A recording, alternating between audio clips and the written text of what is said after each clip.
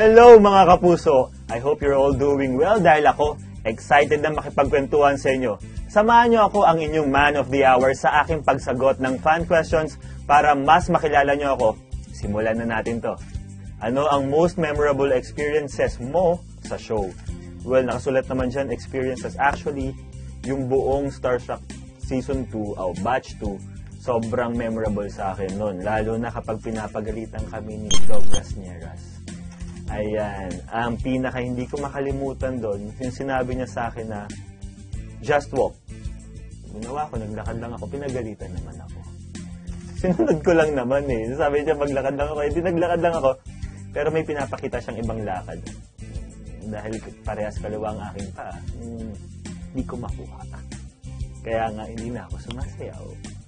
Sa kanya lang naman talaga ako kinakabahan eh. Pero, pagkatapos ng shoot namin, mabait na siya ulit. Kumbaga kapag tinuturuan niya lang kami, dun lumalabas yung pagiging terror niya. Actually, hindi lang sa amin, pati dun sa mga dancers niya. Ganun talaga yung ugali niya. Okay? Starstruck will be airing again. Anong advice ang maibibigay mo sa aspiring actors and actresses? Humanda kayo kay Douglas Nieras. Kung andyan. Anyway, sa akin, ang lagi ko kasi sinasabi sa sarili ko nung nasa Starstruck ako, kailangan magpakatotoo ako lagi sa sarili ko. Magpakatotoo ako dun sa mga taong nakasama ko at magpakatalino ko. Kasi ang experience namin dalawa ni CJ Muere, parehas kaming parehas kaming zero nung pumasok sa Starstruck eh. Kami marunong siya mag-rap. Ako hindi ko na-explore yung pagkanta, hindi ko na-explore yung pag-arte ko, host, lahat ng ginagawa sa showbiz, hindi ko na-explore. Ano lang ako, typical na estudyante, papasok, mag-aaral, aalis, uuwi, ganun lang ako. So doon ko nalaman lahat. Kailangan, pagpasok mo sa Starstruck, kailangan game face ka na lagi. Kailangan kung ano yung pinapagawa sa'yo, dapat ginagawa mo na. Hindi lang basta gawin, kailangan 100%. Kung kaya mong i-120, gawin mo 120%. Kasi mas ma-appreciate ng mga judges yung sarili mo at yung effort mo sa paggawa ng mga challenges kesa yung wala kang ginagawa at nahihiya ka na lang. Nung pumunta nga kami nung nakaraan sa Pangasinan, sabi ko sa kanila, yung chance nyo na to, once in a lifetime lang to. Kapag napalampas nyo to, hindi nyo na alam kung kailan ulit to babalik sa inyo. So kapag sinayang nyo na yun, wala na, nandun kayo na sa harap ng stage eh, tapos sinayang nyo na. So ano pa yung susunod? Baka wala na.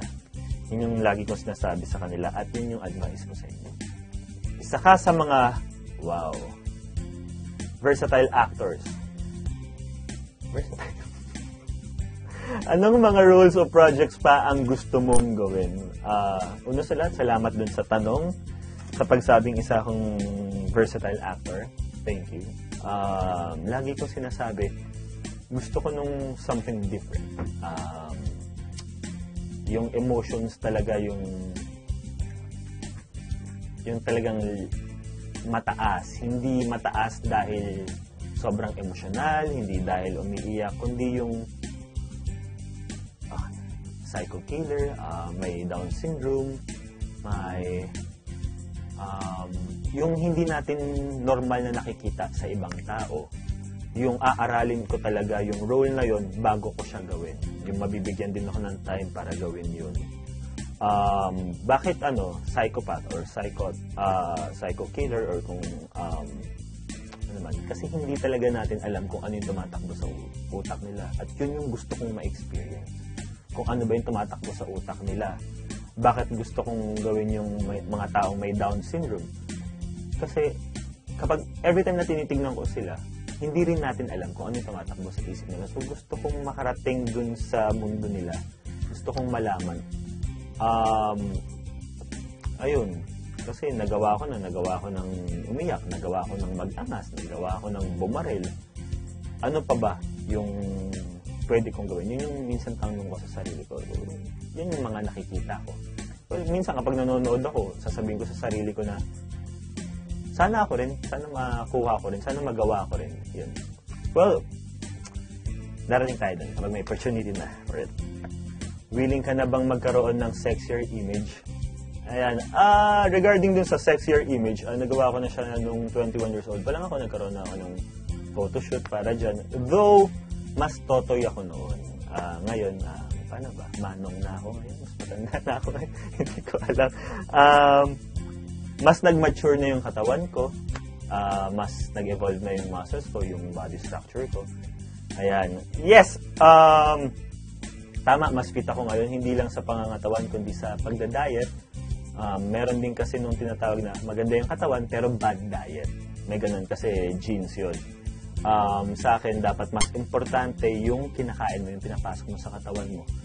Tsaka, hindi lang naman para sa akin. Siyempre, kapag napansin ka ng mga fans mo na lean ka, yung mga tao, ako rin mismo nagsasabi sa kanila, kailangan bantayan nyo rin yung kinakain nyo. Hindi pwedeng kung ano lang yung masarap, hindi pwedeng kung ano lang yung salty, hindi lang pwede laging pizza. Parang gano'n. Kailangan inaalagaan mo rin yung sarili mo. May fruits, may vegetables, and all. Tingin ko, doon ko mas nakukuha yun. Sabi nga nila, 20% lang yung workout mo. Yung pag-gym mo, yung pag-exercise mo, 20% lang yun. 80% yung food intake mo. Kung ano yung pinapasok mo sa katawan mo, yun na yung kalalabasan ng katawan mo. Hindi kakain ka ng crispy pata, tapos sunod kare-kare, tapos mamaya sinigang, ang sarap! Tapos sasabihin mo sa sarili mo, mag-exercise ka, hindi kayang kunin yun. Sobrang daming calories nung kinain mo, so hindi mo siya mag-burn ka agad. Ano ang nagbibigay inspirasyon sa'yo? Ang nagbibigay inspirasyon talaga sa akin ay itong mismong career ko ngayon. Gusto kong may mapatunayan sa pag-aartista, lalong-lalo na sa pag-arte. Lagi ko ang sinasabi sa sarili ko, paano ko ba ipapakita? Paano ko ba gagawin? Paano ko ba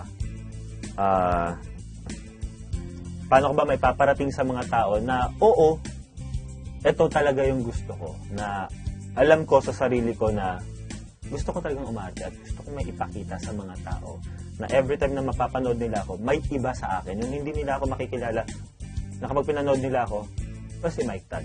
Hindi. Gusto kong matandaan nila kung sino yung character na pinoportray ko. Hindi yung bilang Mike Tan lang. Yan, syempre yung pamilya ko.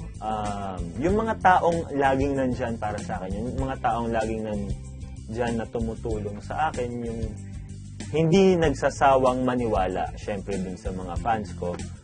Syempre lagi silang nandyan. Kahit anong mangyayari, naniniwala sila sa'yo. So, kailangan pakita mo rin sa kanila na nandun ka para sa kanila. Ginagawa mo yung trabaho mo.